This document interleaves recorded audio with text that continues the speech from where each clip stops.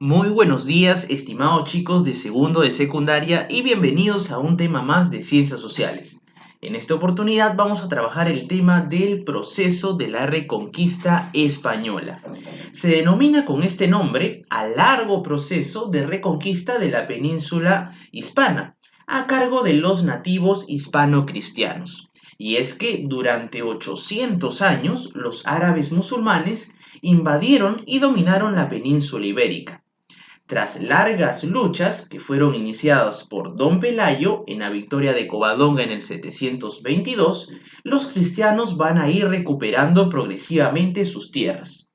Este hecho culmina en el año 1492, cuando los reyes católicos Fernando de Aragón e Isabel de Castilla vencen a Boabdil, recuperando el último bastión musulmán en la península ibérica, que fue Granada, unificando así los territorios y formando lo que en historia se va a conocer como la monarquía española.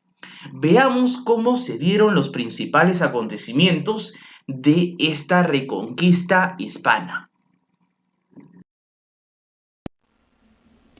En el siglo VIII tendrá lugar uno de los hechos más determinantes para la historia de España, la invasión musulmana. En el año 711, los musulmanes se apoderan de un reino visigodo muy debilitado por las luchas intestinas.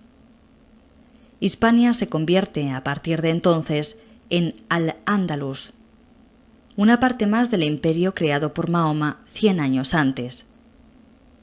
A lo largo de sus 8 siglos de existencia, Al-Ándalus será un escenario de mestizaje e intercambio, el puente a través del cual llega a Europa la herencia del saber del mundo clásico.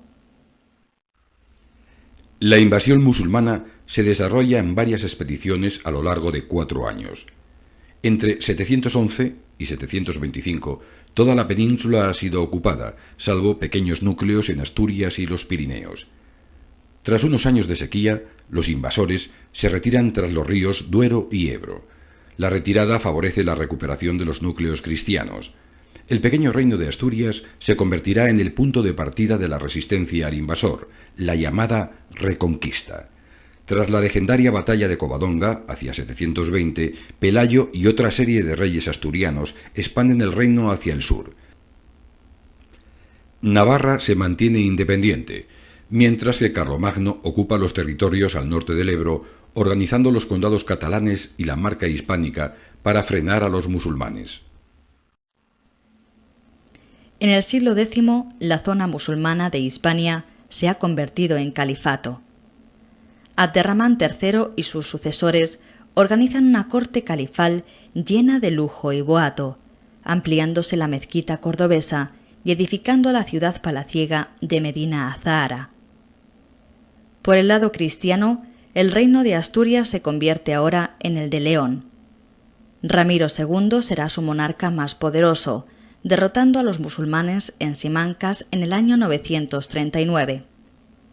A finales de siglo, sin embargo, la expansión de los reinos cristianos sufre un fuerte retroceso, debido al empuje de los musulmanes, dirigidos ahora por Almanzor. La situación cambiará radicalmente en la centuria siguiente. Durante el siglo XI, el califato de Córdoba se desintegra en numerosos reinos, llamados de taifas. Galicia, León, Castilla, Navarra y Aragón se organizan como reinos, mientras que en Cataluña evolucionan los condados catalanes. La división musulmana favorece las incursiones leonesas, castellanas y aragonesas en un avance demoledor. La debilidad de los reinos de taifas y la presión de los ejércitos cristianos movieron a los andalusíes a llamar en su ayuda a la dinastía africana de los almorávides. Estos consiguen en el año 1086, en Sagrajas, frenar la expansión cristiana. Los almorávides controlarán Al-Ándalus durante cerca de 100 años, pero su poder acabará por debilitarse, lo que aprovechan los reinos cristianos para atacar.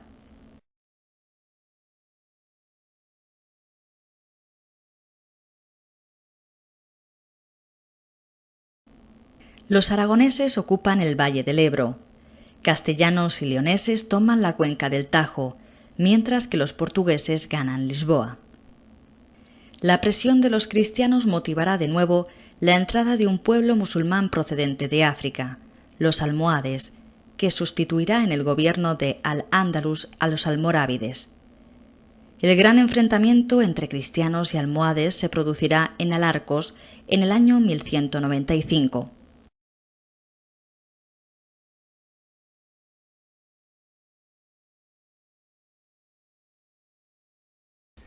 El rey castellano Alfonso VIII llegó a Alarcos y se situó en retaguardia junto a sus caballeros, mientras que la vanguardia la ocupaba la caballería pesada dirigida por López de Haro.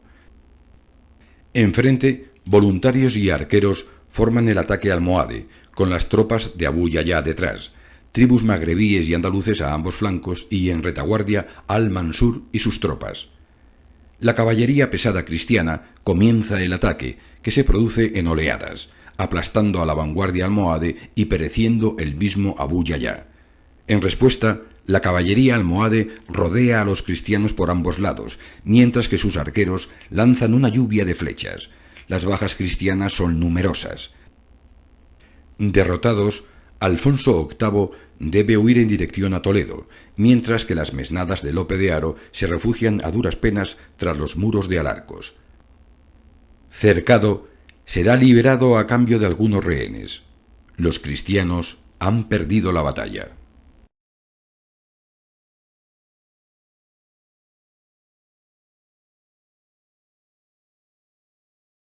Como consecuencia de la derrota cristiana, las fronteras volvieron a las riberas del Tajo, formando los musulmanes un frente homogéneo desde Portugal a Cataluña, a lo largo del Tajo, el Guadiana y el Ebro.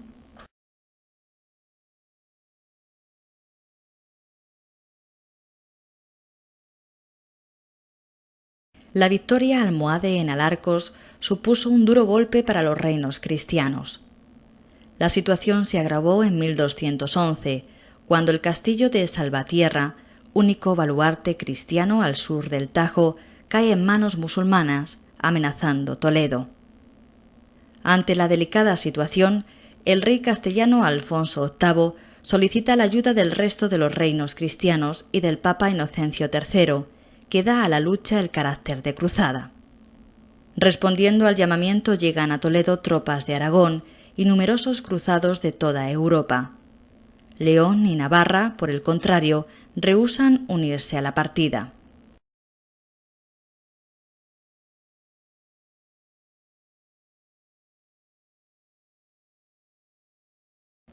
El 19 de junio de 1212 salieron de Toledo las huestes cristianas.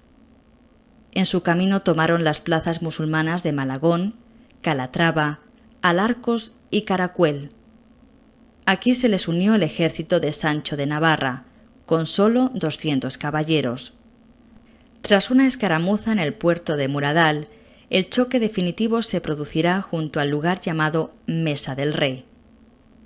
Será la batalla de las Navas de Tolosa.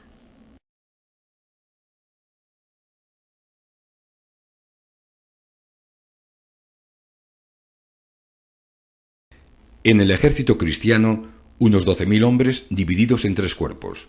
El rey de Aragón mandaba el ala izquierda, correspondiendo el centro al castellano y la derecha al navarro. En primera línea se colocaron las respectivas vanguardias, con los ejércitos y costaneras en el centro y las zagas mandando las retaguardias. Los musulmanes, unos 10 o 12.000, instalaron su campamento en el Cerro de las Viñas, con la infantería al frente y la caballería ligera en los flancos. Detrás se situó la caballería pesada almohade, con la zaga musulmana guardando el campamento del califa. Con las primeras luces del día 16 de julio de 1212, se pone en marcha el avance cristiano, hostigado por una lluvia de flechas. Pronto la vanguardia chocó con las defensas musulmanas, que se cerraron sobre ella, causando numerosas bajas. Al ver retroceder a los cristianos, los musulmanes rompieron su formación para perseguirles, lo que fue un grave error táctico. En ese punto, los tres reyes con sus mesnadas, lo más granado del ejército cristiano, se lanzaron por el centro que la caballería enemiga había dejado abierto. Al poco, Quedaron rotos tanto el frente almohade como su zaga, produciéndose su desbandada. Los cristianos se lanzaron sobre el campamento enemigo, aplastando a la guardia musulmana y poniendo en fuga al propio califa. La batalla había terminado.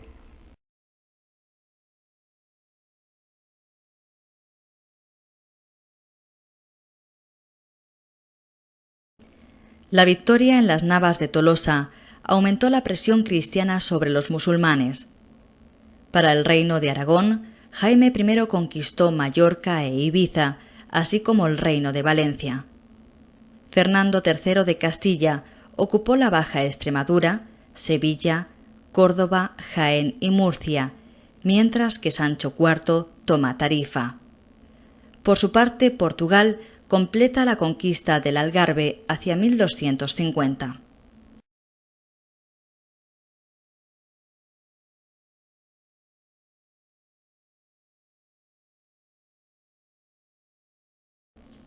Caído el imperio almohade, el último reducto musulmán de la península es el Reino Nazarí de Granada, fundado en el año 1238. Por parte cristiana, Castilla se configura como el reino más poderoso y el mayor enemigo de los nazaríes, mientras Portugal, Navarra y Aragón buscarán objetivos distintos. Desde el principio el reino de Granada fue un objetivo castellano.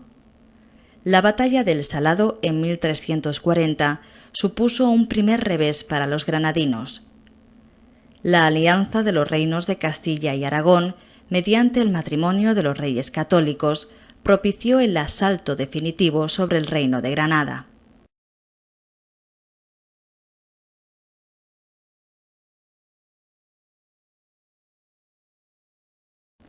El hostigamiento a los nazaríes se produjo en varios frentes. Por mar fueron atacadas plazas como Marbella, Málaga o Almería. Por tierra, desde Marchena, Córdoba o Úbeda, salieron distintas expediciones de conquista. Los ataques nazaríes sobre Tarifa, Utrera o Lucena no evitaron el progresivo debilitamiento del reino. La caída de la capital, Granada, era solo cuestión de tiempo.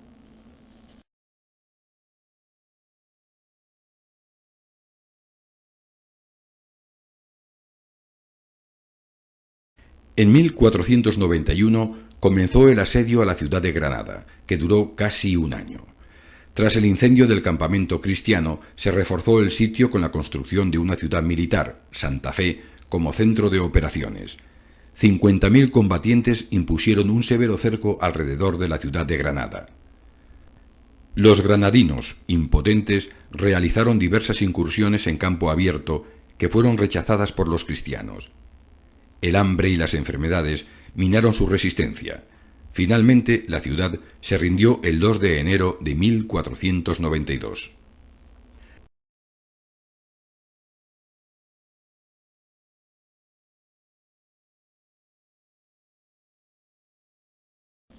La caída del reino de Granada conllevó el destierro para su rey, Boabdil, a quien se concedió el dominio de las Alpujarras.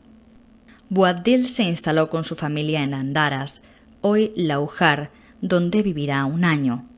Posteriormente embarcó en Adra con destino a África.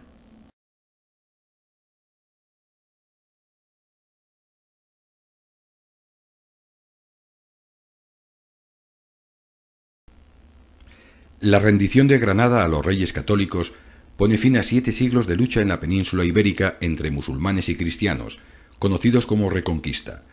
Además, el reinado de Isabel y Fernando supone el comienzo de un proceso homogeneizador de unificación cultural que se manifiesta principalmente en la cuestión religiosa, con la conversión obligada de los musulmanes de Granada y la expulsión de los judíos, y que se completará en el siglo XVII con la expulsión de los moriscos.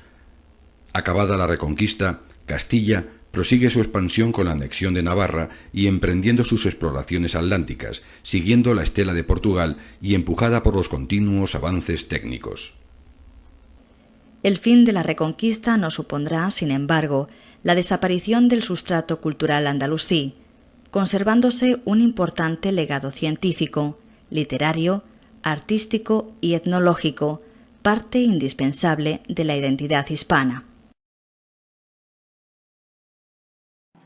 Como conclusión, podemos decir que el desenlace de esta gran reconquista española estuvo ligado con los reyes católicos.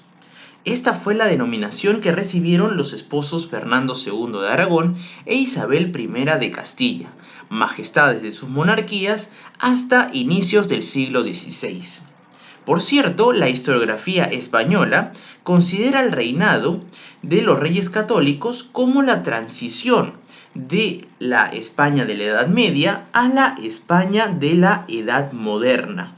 Además, estos monarcas fueron esenciales para la unificación de todo el territorio español, consolidando así la monarquía española moderna.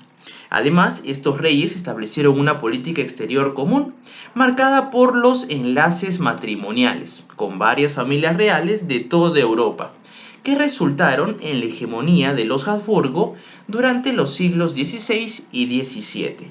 Pero por sobre todas las cosas, estos monarcas, Fernando II e Isabel I, van a ser conocidos en la historia por el gran descubrimiento de América en 1492, que modificó profundamente la historia del mundo conocido en aquel entonces. Muy bien, chicos, eso ha sido todo por hoy. Espero que hayan disfrutado la clase y que hayan aprendido. Cuídense mucho y conmigo será hasta una próxima oportunidad.